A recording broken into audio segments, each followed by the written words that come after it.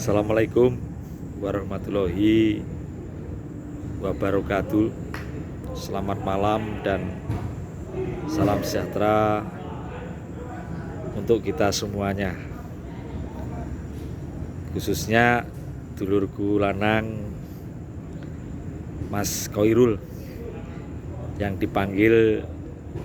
akrab dipanggil Kiai Beling. Apa kabar Mas? Semoga kita semua dalam kelimpahan rahmatnya. Kita bersyukur bisa bertegur sapa lewat video ini. Mas Koirul yang saya cintai, ya, saya tergelitik dengan rekaman yang jenengan buat, sehingga mendorong saya untuk menjawab pula gitu. Entah saya tujuan jenengan membuat video itu ditujukan kepada saya atau siapa, saya nggak paham, karena di situ juga nggak jelas ditujukan kepada siapa. Namun tidak ada salahnya jika saya juga membuat suatu rekaman yang intinya menjawab pertanyaan dalam video jenengan itu, Mas Koirul. Jadi terkait sejarah, ya, itu pemahaman sejarah itu kita tidak bicara tentang wiki warga tua apa warga nom, wiki tingkat telu, tingkat loro apa tingkat siji. Tapi namanya pengetahuan itu berpihak pada mereka yang rajin, ya, menelusuri atau menggali tentang sejarah dari sumber-sumber yang bisa dipercaya. Seperti itu. Ya, jujur saya kemarin membuat video itu yang saya kirim ke Japri jenengan, itu juga karena menjawab dari rekaman yang dibuat Mas Taufik yang menyatakan bahwa Yang Harjo itu merintis Setia Hati Trate itu bukan tidak di Madiun tapi di Porong. Ini, ya, karena saya juga memahami sejarah yang saya gali dari sumber-sumber yang punya kompeten. Saya punya bukunya, saya pernah mendatangi sesepuh tersebut waktu masih hidup. Nah, di situ akhirnya menjadi perbendaharaan buat saya pribadi dalam rangka memahami sejarah yang sebenarnya, seperti itu. Jadi bahwa sejarah yang dikemukakan Mas Taufik itu jelas keliru. Jika Yang Harjo itu merintis Esa Trate itu di luar Madiun, ya, karena saya punya alasan tertentu seperti itu. Yang pertama, apa yang disampaikan Mas Taufik itu masih dalam suatu keraguan. Dia tidak meyakini apa yang Mas Taufik kemukakan gitu loh. Itu pertama, karena itu jelas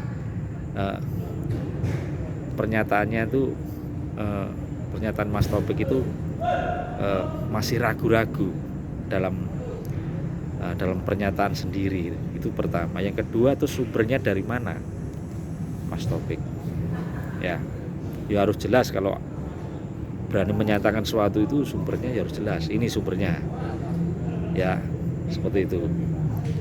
Dong, ngarang skripsi aja juga harus ada sumbernya, menggali sumber-sumber pengetahuan yang ada hubungannya dengan skripsi yang dia buat. Itu. Apalagi ini menyangkut sejarah. Nah, seperti itu. Makanya kemarin itu saya menjawab itu, bahwa saya menyatakan bahwa itu jauh dari kebenaran, yang perlu diluruskan dari pernyataan Mas Taufik dalam video itu. Begitu. Karena kan sudah saya jelaskan bahwa Eyang Harjo itu merintis PSHT itu ya di Madiun, bukan di luar Madiun. Nah, seperti itu. Bukan di luar Madiun, tapi di Madiun. Ya, kalau dalam pengembangan di luar Madiun itu ya seperti halnya kayak di mana, di Nganjuk, kemudian termasuk di Kediri, termasuk mungkin juga di Porong. Apa yang disampaikan Mas Taufik itu mungkin betul, tetapi kalau soal merintis itu jelas di Madiun. Nah, karena ada sejarah, fakta sejarahnya. Dari Eyang Harjo masih hidup ya, ketika pertama merintis atau mendirikan PSHT, hingga sekarang ini sejarah itu tercatat gitu, bahwa Eyang Harjo Utomo itu merintis PSHT itu ya di Madiun, bukan di luar Madiun. Tapi sejarah memang berbicara juga yang lain, bahwa Eyang Harjo pernah membuka latihan di Nganjuk, di Kediri, ya, di Blitar. Ya, banyak tokoh-tokoh Blitar itu akhirnya mengenal tentang ilmu es, ya, termasuk diantaranya presiden pertama kita Bung Karno itu. Karena dalam sejarah ada tokoh Blitar 2 yang saya kenal, ya, Mbah Harjo Marjut sama Bung Karno. Nah, itu. Ini dari tokoh-tokoh dari Blitar yang mengenal tentang ilmu esa, ya, dari Eyang Harjo Utomo ini. Kalau di Porong saya belum mengenal, jujur saya nggak paham itu kalau di Porong. Ya, itu. Tapi entah itu di Porong, di Nganjuk ataupun di Blitar, itu pengembangan PSHT di luar Madiun. Tapi dalam merintis PSHT itu tidak pernah berubah dari awal sampai sekarang ini, bahwa sejarah mencatat bahwa Eyang Harjo itu merintis Setia-Hati Terate itu di Madiun, tidak di kota-kota yang lain.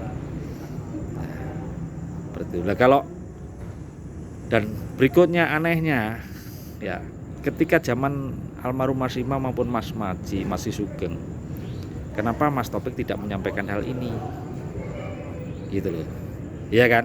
Loh, sekarang para sesepuh sudah nggak ada, para saksi hidup, para saksi-saksi dalam peristiwa itu sudah tidak ada dan dipanggil Tuhan. Ya. Tapi kenapa Mas Taufik ketika Terate konflik seperti ini kok baru memunculkan cara itu? Nah, ini, ya maaf kata, saya ini kan orang hukum, jadi menganalisa sebuah peristiwa ini peristiwa yang benar atau tidak itu harus kajiannya banyak, ya. Jadi perbandingannya banyak. Nah, ini benar, ini suatu pernyataan benar atau tidak, ya, itu harus diuji dari berbagai sudut. Gitu. Tapi dari kajian saya, apa yang dinyatakan Mas Taufik itu salah. Ya, kajian saya seperti apa yang saya sampaikan tadi.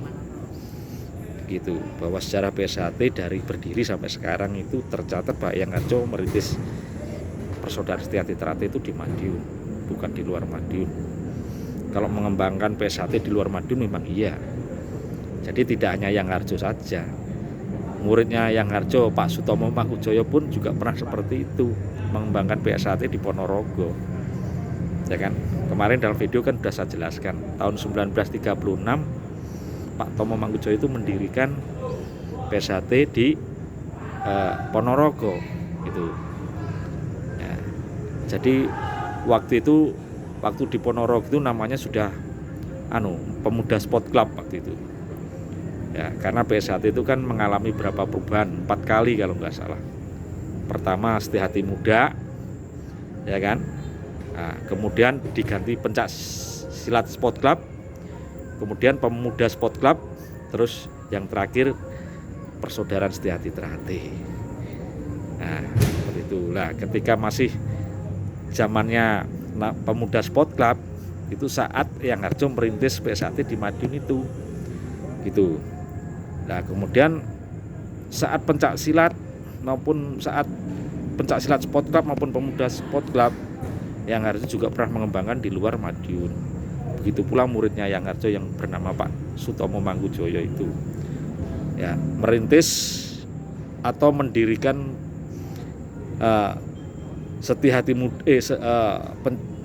Pemuda Sport Club di Ponorogo tahun 1936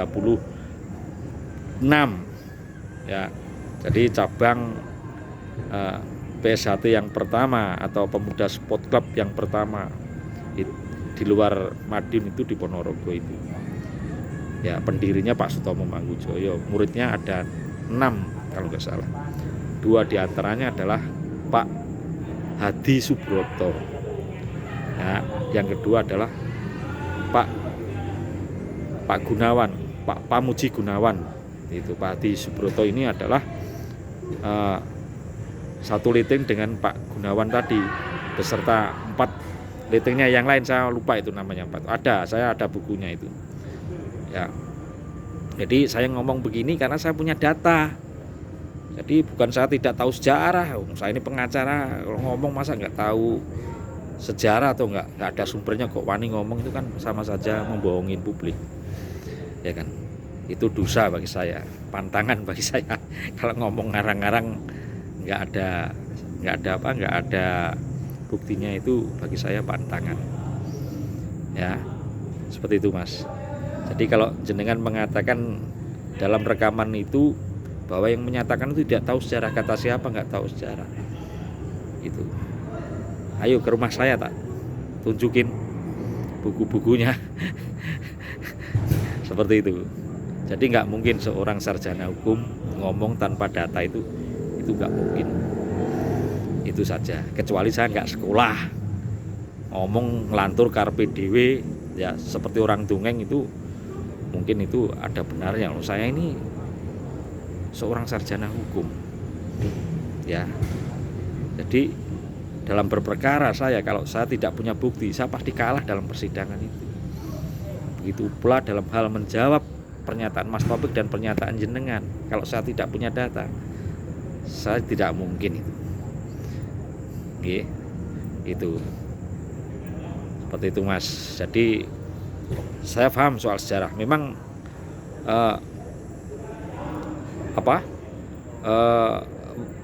peristiwa-peristiwa itu saya tidak mengalami sendiri. Namanya kita bukan pelaku sejarah ya. Kita ini kan generasi yang bukan pelaku sejarah peristiwa itu ya. Jadi kita ini apa istilahnya ya, kita ini penemu ya, menemukan sejarah dari tokoh-tokoh sejarah tadi itu. Ini sejarahnya A sampai Z, ini sejarahnya. Nah seperti itu kan. Saya juga tidak pernah berbuat kasar kalau saya tidak dikasari itu. Yo lelek ini, aku juga orang berpendidikan, keluarga saya juga keluarga berpendidikan ya. Saya nggak mungkin ngomong seenak saya sendiri gitu ya. Tapi kalau dibuat kasar ya saya bisa. Saya orang Madiun, orang Jawa Timur, nek ngomong ya apa nek orang Madiun ki digaya halus ya halus, nek gawe kasar ya kasar. Itu monggo sak kersa mawon. Nek orang mungkin orang Jombang ke sana memang dialeknya kasar ya. Tapi kalau Karesidenan Madiun, Karesidenan Kediri ini masih ya nyerempet-nyerempet Solo Jogja lah gitu. Masih ada kesantunan di situ. Masih ada bahasa yang halus di situ. Itu. Jadi saya tidak pernah mengatakan hal yang kasar kecuali saya dikasari. Dan nek wong iso gawe kasar ngopo aku ra iso? Ya padha ae to. Gitu. Nek orang bisa katakanlah bisa pencak, saya juga orang pencak. Ya kan? Gitu. Orang bisa pencak, saya juga bisa pencak. Gitu. Wong iso gelut, aku juga iso gelut. Gitu. Seperti itu. Nah, jadi kalau soal kasar saja nggak pernah seperti itu. Kalau aku dikasari dulu, nah saya baru Itu. Terus ya nyun sewu, ini sekedar mengingatkan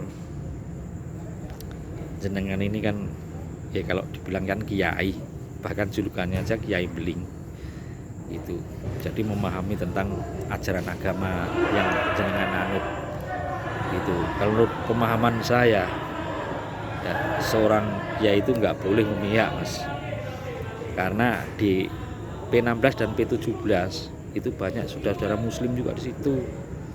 Itu orang kiai itu bicara sesuai hati nuraninya. Itu nggak bisa memihak, ada keberpihakan tuh nggak bisa. Dan pernyataan jenengan itu jenengan bungkus sehalus apapun masih kelihatan keberpihakan itu. Itu. Ya. Kalau saya kan ya jujur saja, karena dulur 17 salah ya tak elek nih. Jenengan kan tahu kalau saya itu vokal kalau ngomong, nggak peduli itu siapa. Bagi saya kebenaran yang saya pegang. Nah, dulur 16 salah ya saya ingatkan. Tapi nek dulur 17 salah ya saya ingatkan. Itu. Ya, orang yang sehat hati harus berdiri di atas kebenaran. Itu. Apalagi ini yang berkonflik ini kan orang sesama saudara sebenarnya. Itu. Ya, jadi kembali lagi bahwa seorang kiai ini menurut pandangan saya loh, ini harus berdiri di kedua kelompok ini. Karena ini dua kelompok ini ya umat jenengan, umat muslim itu. Bagaimana caranya dua umat ini bisa rukun? Syukur-syukur semuanya umat yang ada di Esatrat itu bisa rukun. Jangan ada keberpihakan. Itu. Karena sehalus apapun yang jenengan bungkus dalam tutur kata itu masih kelihatan motifnya gitu loh, motifnya dan keberpihakannya itu masih jelas. Itu ya nggak tahu apa mungkin itu karena terpengaruh dengan budaya jenengan, karena orang Jawa Tengah itu kan halus-halus gitu, beda dengan orang Jawa Timur kan gitu. Terus kemudian saya menyatakan bahwa bicara PSHT itu yo bicara Madiun. Memang betul bahwa PSHT itu sejarahnya di Madiun.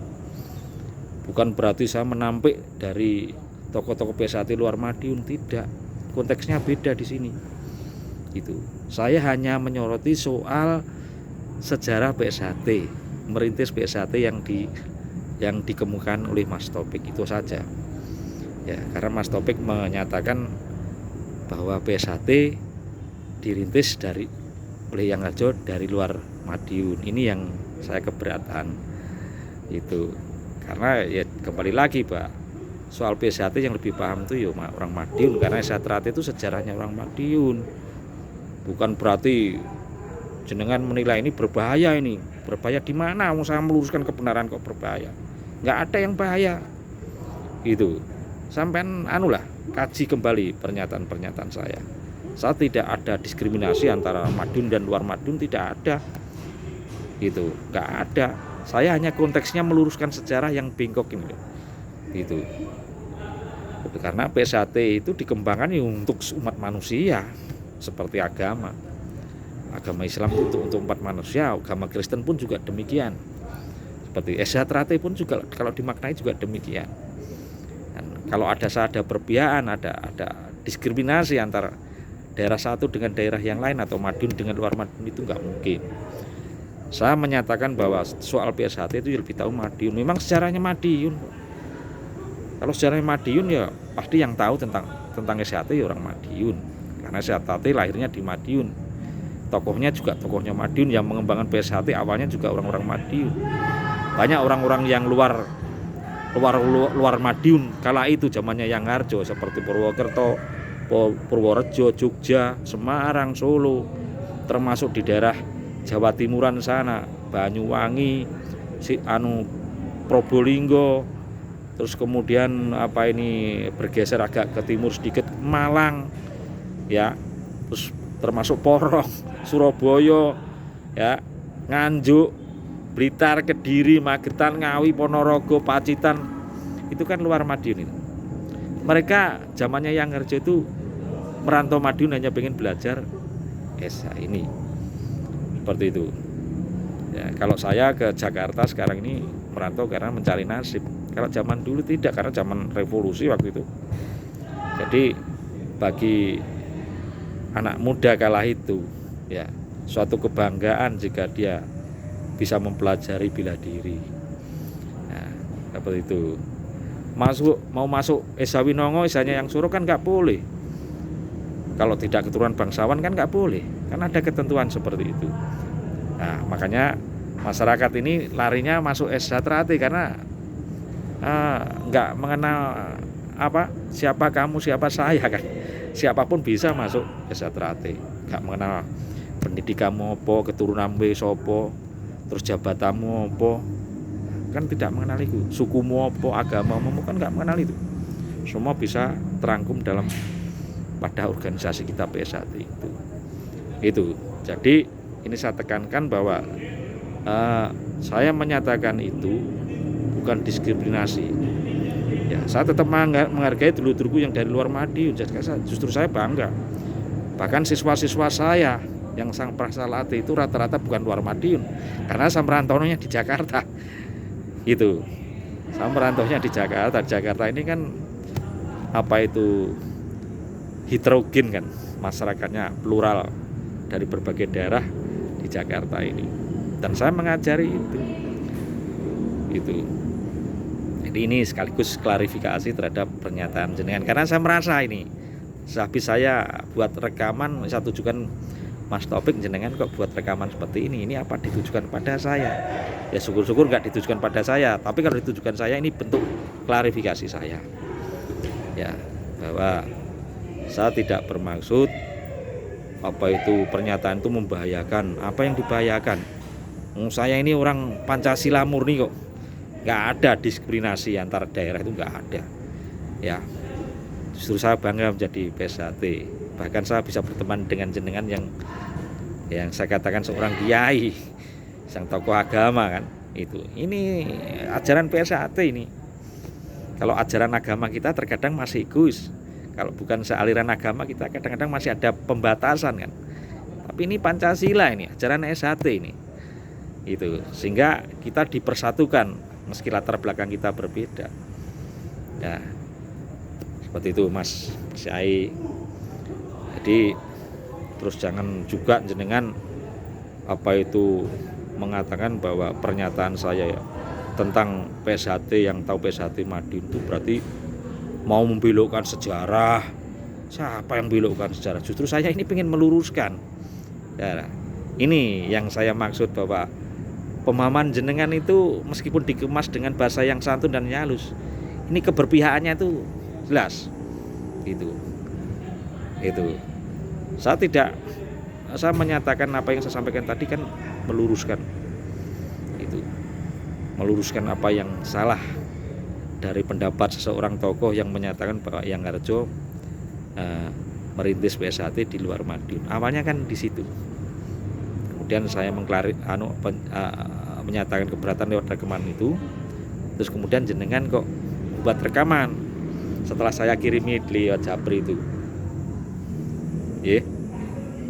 Terus ya saya dulu juga terima kasih jenengan waktu saya ditahan, jenengan besuk saya. Nggak apa-apa, meskipun di YouTube itu saya dijadikan objek objek oleh yang membuat YouTube itu, dan itu pun saya juga keberatan sama jenengan kan, supaya dihapus. Kalau tidak dihapus akan saya laporkan ke pihak berwajib si pembuat itu. Nah, akhirnya beberapa YouTube yang jenengan hapus itu, entah itu yang buat siapa saya nggak ngerti, tapi waktu itu saya komplainnya pada jenengan terhadap isi YouTube. Nah ini, jadi ada apa di balik persoalan saya waktu itu, ketika saya ada masalah hukum ditahan di Polres Jakarta Selatan, jenengan besuk. Tapi di luar itu ada hal yang negatif yang bagi saya kurang tepat ketika permasalahan saya dipublikasi di medsos. Berarti ini ada, saya ini dijadikan objek ini. Itu Mas Syai.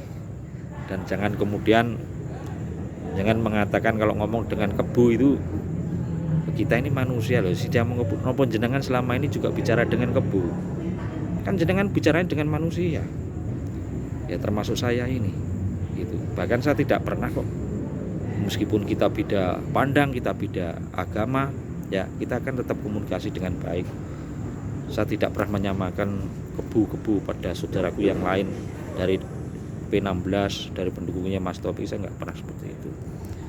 Jadi ada bahasa yang apa ya, yang harus di apa istilahnya diluruskan. Ini tepat nggak ngomong seperti ini kira-kira?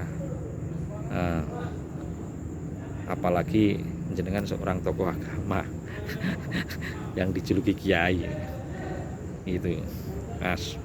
Ya ini hanya kritik, Mas. Kembali lagi, ini kritiknya dulur mulanang yang tujuannya kebaikan, iya kan? Gitu. Ya terserah, mau jenengan mau ikut Mas Taufik ya monggo. Ya kita beda pendapat. Memang saya dari awal kan begitu kan. Kayak gitu. Saya tidak akan mungkin mengingkari apa itu keaslian saya sebagai orang Madiun. Saya tidak mungkin mengingkari PSHT Pusat Madiun. Itu tidak mungkin. Seperti itu. Itu nilai idealisme saya. Itu kebanggaan saya. Gitu. Karena Madiun itu tanah kelahiran saya. Ya saya akan bangga dengan Madiun dan PSHT, termasuk jenengan. Jenengan pasti bangga dengan tanah kelahiran jenengan. Ya kan? Ya enggak mungkin orang itu tidak bangga dengan tanah kelahirannya sendiri. Ya. Kan ngoten Mas Yai.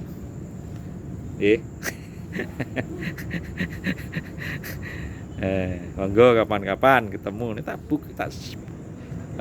buku-buku saya tuh segini loh Mas, banyak. Saya kan senang baca itu, jadi dengan baca itu menambah pengetahuan saya ya tentang PSHT, tentang sejarah PSHT, sehingga jika ada seseorang yang keliru pemahamannya tentang sejarah SHT, saya meluruskan di situ ya, termasuk ajarannya juga. Itu termasuk ajaran. Saya kan getol mengingatkan itu. Ya, termasuk di dalamnya apa? Nggak ada sejarah dari berdirinya Yang Harjo sampai Master Maji, katakanlah seperti itu. Kita nggak usah berpikir tentang kita mencari contoh dari kisah-kisah leluhur kita yang terdahulu.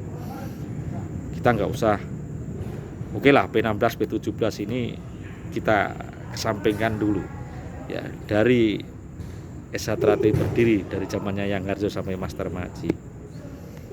Ya, sejarah itu jelas, nggak ada satupun yang membantah.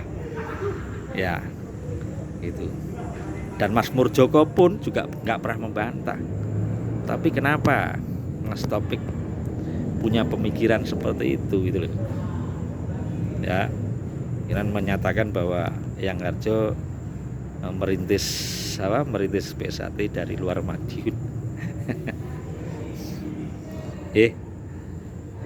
Kan orang Esa ini kan bed kita ini kan sekipat Mas.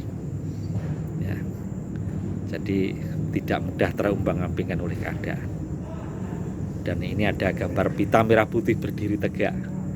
Ya, bahwa orang PSHT itu jiwanya harus lurus. Ya, lurus karena pendiriannya lurus. Ya, pendiriannya harus teguh. Ya, teguh berdasarkan kebenaran. Bukan karena tendensi atau apapun juga, nggak ada. Seperti itu. Yang Harjo dulu betapa gigihnya memperjuangkan PSHT ini, sampai dibuang di penjara oleh Belanda, sampai lari ke sana kemari, dari Madiun ke luar Madiun dan sebagainya, bersembunyi di mana-mana karena menghindari kejaran Belanda. Tujuannya hanya satu, supaya PSHT ini bisa dipelajari oleh para pribumi waktu itu. Ya alhamdulillah tidak hanya masyarakat Madiun saja, ya kan, sehingga PSHT bisa dirasakan masyarakat keseluruhan, bahkan sampai dunia.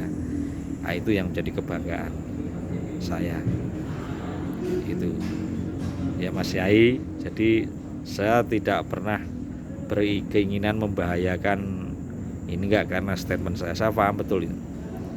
Cara-cara gitu itu saya paham betul. Mana yang harus saya ngomong dan mana yang tidak harus ngomong. Kalau saya ngomong tuh berarti ada sesuatu yang kurang pas menurut pemikiran saya. Itu, dan itu bukan menurut pemikiran saya saja, karena pemikiran saya dasarnya juga ada. Itu sumber-sumber sejarah yang saya kemukakan tadi. Itu. Oke, Mas Yai.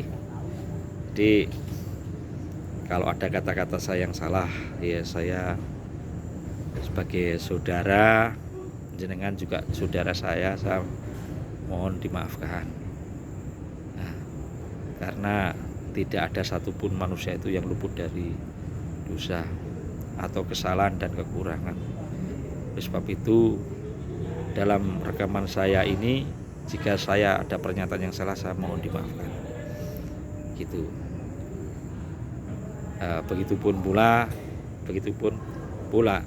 Begitupun saya, ya. Jika ada saudara yang salah, ya saya akan memberi maaf yang sebesar-besarnya, yang dengan tulus ikhlas. Gitu. Matur suwun. Saya kira saya akhiri video saya ini. Akhir kata, assalamualaikum warahmatullahi wabarakatuh. Selamat malam dan salam sejahtera buat kita semuanya. Amin.